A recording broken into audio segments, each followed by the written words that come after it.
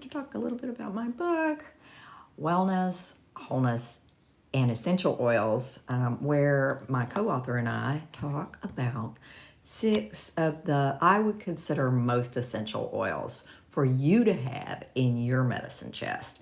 And so in this book, I'm going to reverse this so you can see the title and whatnot.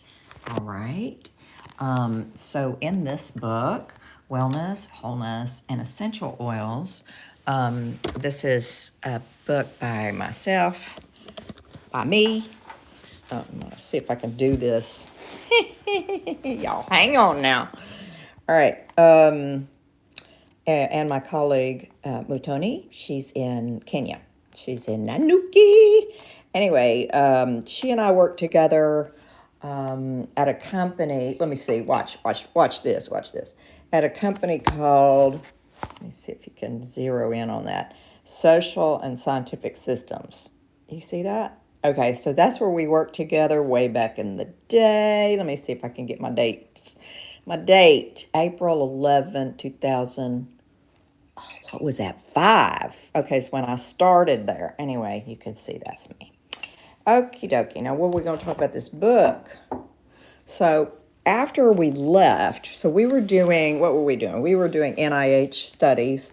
We worked with communities and sort of helped them make contributions to clinical research. And our focus was on HIV and other infectious diseases.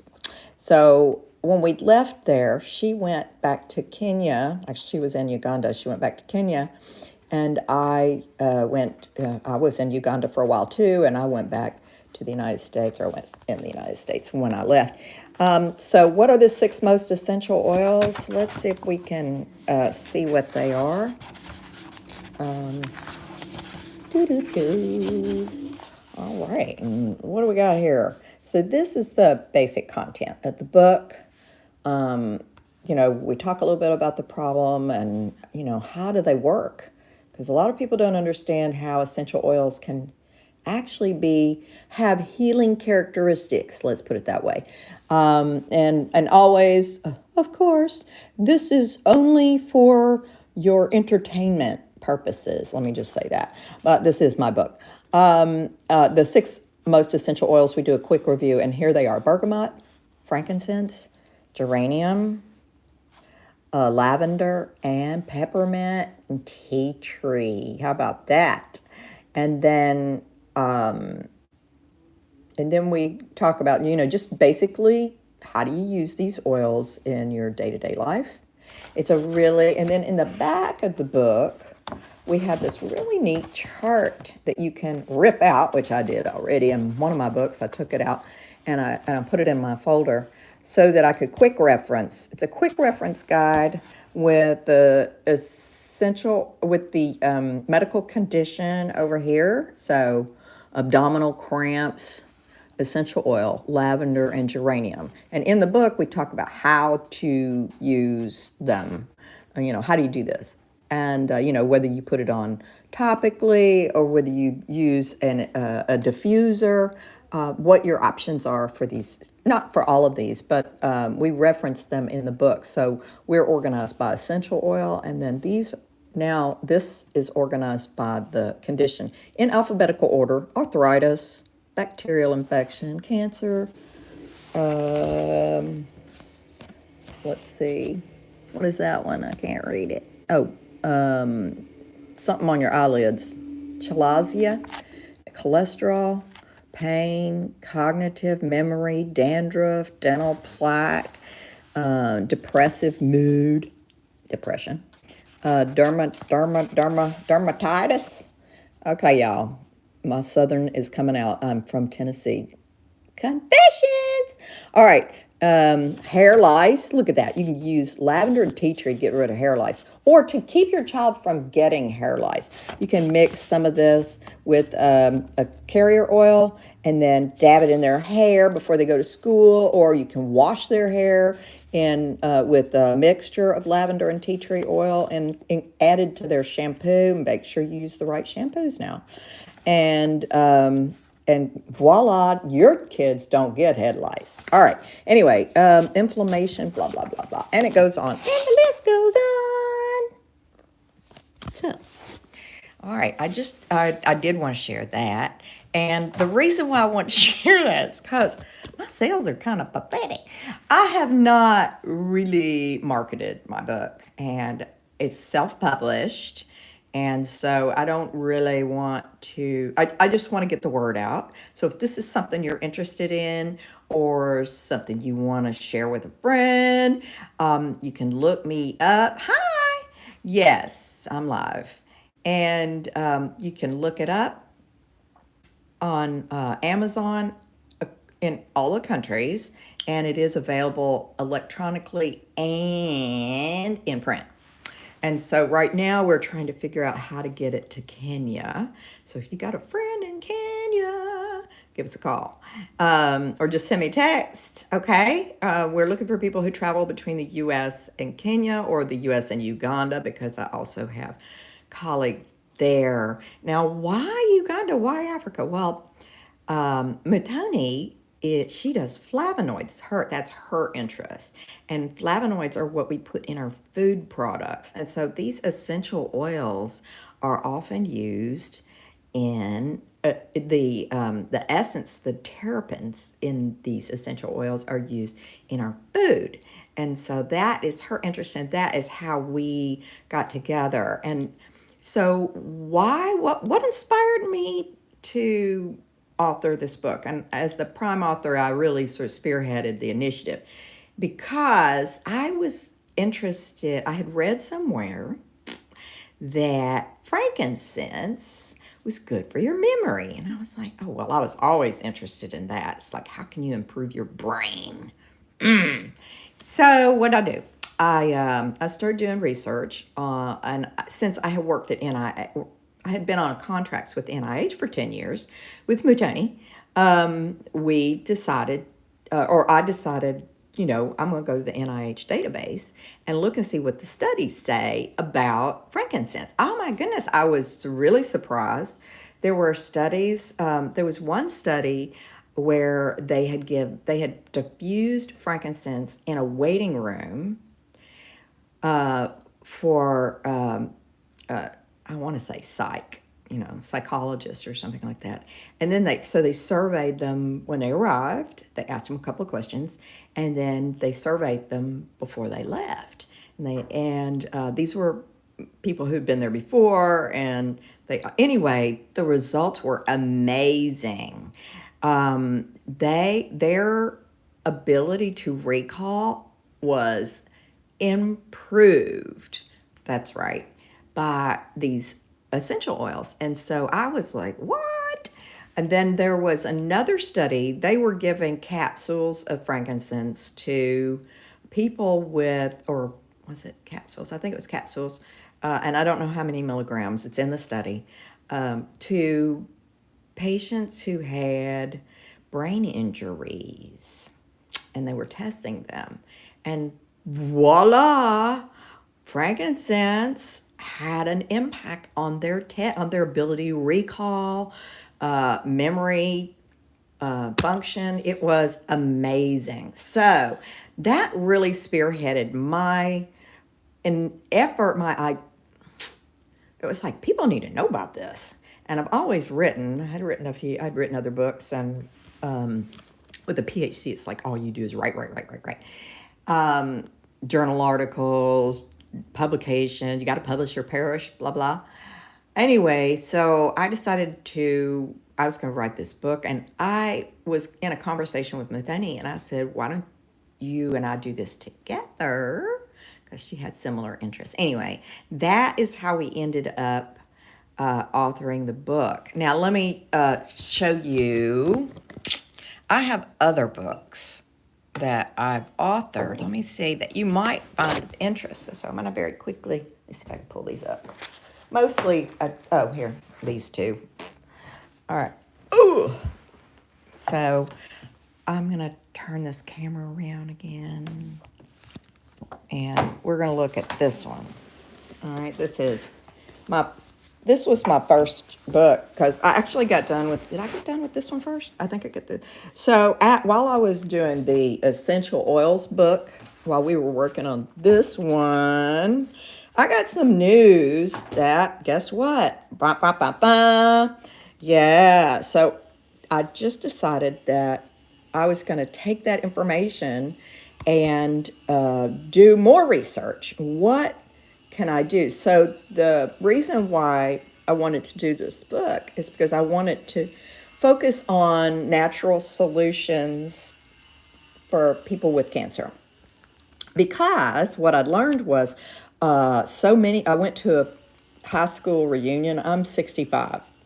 So I went to a high school reunion for the 70s, and virtually there was not a person in the room that had not been affected by cancer. Not one person in the room could say that they had not been affected, either personally had cancer or a very close family member. Okay. Ooh. And that is for, yeah, Copyright Office. And so I decided to author this book.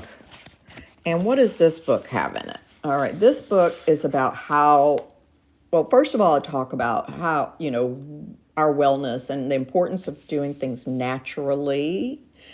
And then what was my inspiration? And I talk about a friend and sort of patient who inspired me. And then how do you, transform, what are the toxins in our environment, and how do we detoxify? And these are some of the toxins: stress, and some other things. And how do we prepare for this? See, this is a 5-day whole life detox. All right, and it's available on Amazon electronically and paperback. And then what else? So how do we execute? And then we talk about how do we execute this 5-day detox. And it's not like you're not fasting the whole time. What you're doing is you're going through and you're detoxifying your environment. Okay, you're identifying all the toxins in your environment and detoxifying. And then what it tastes. So I talk about food and the importance of eating the right foods in the right order and all of that. Touch. And that is, things that, like the essential oils, right? You put that on your body sometimes. Smell, that's also the essential oils. Hearing, what do we listen to, right? Are we listening to toxic music, toxic sounds? What are we absorbing in our skin? And what are we sweating, the toxins? And then forming new patterns. Anyway, that's my book. And let's see, what does it look like in here? Okay, so I got all my references in the back, of course. Got to do that. There's 10 days of activities that you can do. Oh, I even talk about frankincense, I think. Yeah, frankincense and myrrh. Jesus received those from the studies on earthing, grounding. Oh, look, little pyramid. That's a real pyramid with an alkaline diet, food pyramid. And what do you do? And how do you do that? So, I talk about cancer and how cancer cells operate and what's important: balance, meditation, prayer, detoxing your environment, exercising, eating, breathing. La, la, la, la. And then also I talk about fabrics. I mean, people don't think a lot about fabrics, but, and I miss some. You could see this is an imperfect book. It's not perfect. All right, I did it on budget. Anyway, this is a list of natural fabrics that you can put on your body. You don't want to use those. And believe it or not, all those polyester clothes, when you sweat, there are dumping microparticles onto your skin. All right, and then here's a detox shopping list. And this is just sort of a quick and dirty. This is what we're going to do. I'm going to go over this one because this will tell you what the 5-day detox does. So on day 1, you identify the toxins, and then we talk about that a little bit. And day 2, you actually start the detox. We do a juice, a protein drink, maybe you fast. Okay, you can choose. I'm going to be doing a book on fasting. We'll be talking about that. Clearing out toxins and killing cancer cells. And I talk a little bit about how that works. And then 2 days to restore and rejuvenate. And so this is about the after, like while you're restoring your enzymes and amino acids and your vitamins and minerals, you want to help your equilibrium get your hormones back in order. And you want to soak in magnesium and Epsom salt, aromatherapy massage, and you can do some natural hormone treatments like essential oils, because I explain in this book how that works. I don't know if I reference it in the other one. Let me say, hang loose, goose. God, talk with the endocrine system in here. Here it is. So that is a pretty good image of how the endocrine, so we breathe it in and it goes straight to our brain, and then we have something called pituitary and pineal, but the pituitary really sends, our hormones down from it. It signals which hormones to release. All right, and this is like a little map of the hormones and where all they go and what are they connected to. Look at this, our thyroid, our liver, our adrenal gland, our kidneys, our testes, our ovaries, our uterus, pancreas, stomach, thymus, pituitary, and pineal gland, as well as our hypothalamus. So, yeah, that's why these things work. All right, back to this one. Kick Cancer's acid. Look, I've done a quick review of both my books that I really, really, really have enjoyed authoring, and I feel like they're the most popular of my books. So if you want a copy, if you have Kindle, they're free. Yeah, zero. I make zero, but you get zero. You pay zero. And that's great. I need reviews. That's the other thing that I'm asking my audience to do, is to read my little imperfect book. It is not perfect. I don't expect it to be, because I'm human. and I had a limited budget. So every time you run this through an editor, it's like a grand. Yeah, it's a lot. So, what else? So if you're interested, it's Amazon.com, and then you can put my name in, Christina Blanchard Haran, and my books will show up. I've got like 5. I'm working on another one. I'll be talking about the feminine and spirituality. Yeah. So, I do have one other book for those of you who are interested in the sciences, or if you, let's say you're just interested in getting involved in the sciences, or you're interested in learning more about the sciences. I and one of my colleagues co-authored this book